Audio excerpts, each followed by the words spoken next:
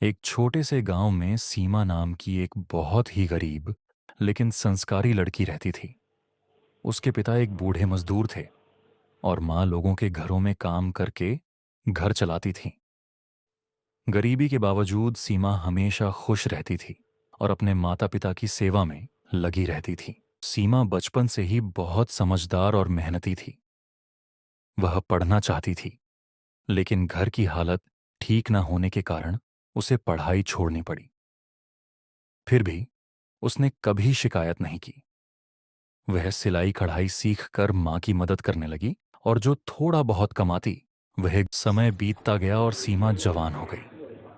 गांव में उसकी अच्छाई और संस्कारों की चर्चा होने लगी। हर कोई कहता,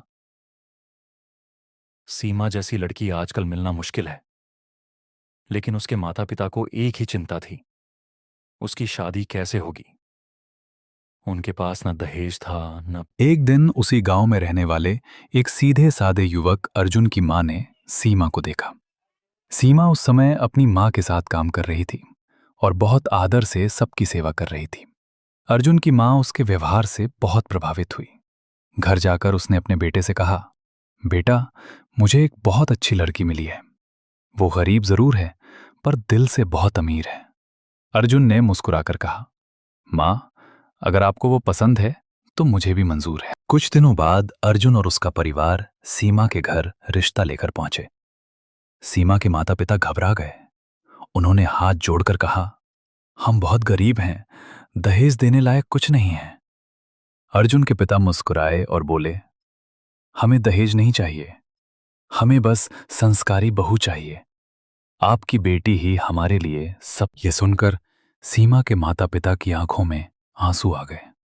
उन्होंने कभी सोचा भी नहीं था कि उनकी बेटी की शादी इतने अच्छे घर में बिना किसी लालच के होगी।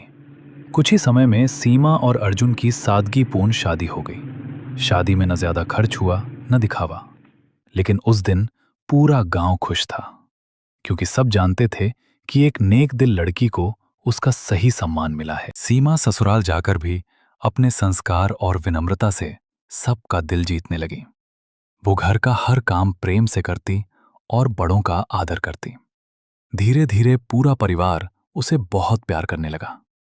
एक दिन अर्जुन की मां ने कहा, बेटी, तुम हमारे घर की लक्ष्मी हो, तुमने हमारे जीवन में खुशियां भर दी।